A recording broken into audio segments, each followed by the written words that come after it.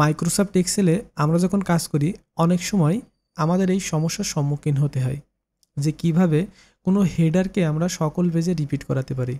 যেমন এখানে আমাদের একটি এক্সেল শিট ওপেন আছে এবং এখানে একটা বিগ ডেটা শিট আমরা দেখতে পাচ্ছি। আমরা যখন এই ডেটা শিটটি প্রিন্ট করি তখন আমাদের সামনে যে প্রবলেমটি দেখা যায় সেটা হচ্ছে প্রথম পেজে আমরা কিন্তু ঠিকই হেডারটা দেখতে পাই, কিন্তু আমরা যখন দ্বিতীয় পেজে যাই তখন কিন্তু আর এই হেডারটা দেখা যায় না।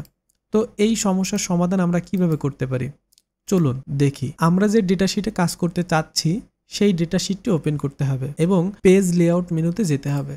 পেজ লেআউট মেনুতে যাওয়ার পরে পেজ সেটআপ থেকে এই যে আইকনটি আমরা দেখতে পাচ্ছি এই আইকনের উপরে আমাদের ক্লিক করতে হবে। এই আইকনের উপরে ক্লিক করলে এমন একটি উইন্ডো আমাদের সামনে আসবে।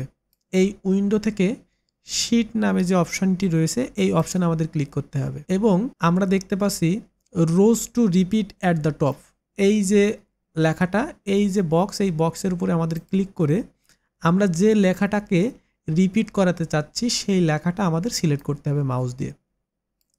এই লেখাটা সিলেক্ট করার পরে আমরা মাউস দিয়ে ওকেতে চাপ দিই। এখন যদি আমরা প্রিন্ট প্রিভিউতে যাই তাহলে দেখবেন অটোমেটিক্যালি আমাদের সকল পেজে আমাদের হেডারটা রিপিট হচ্ছে।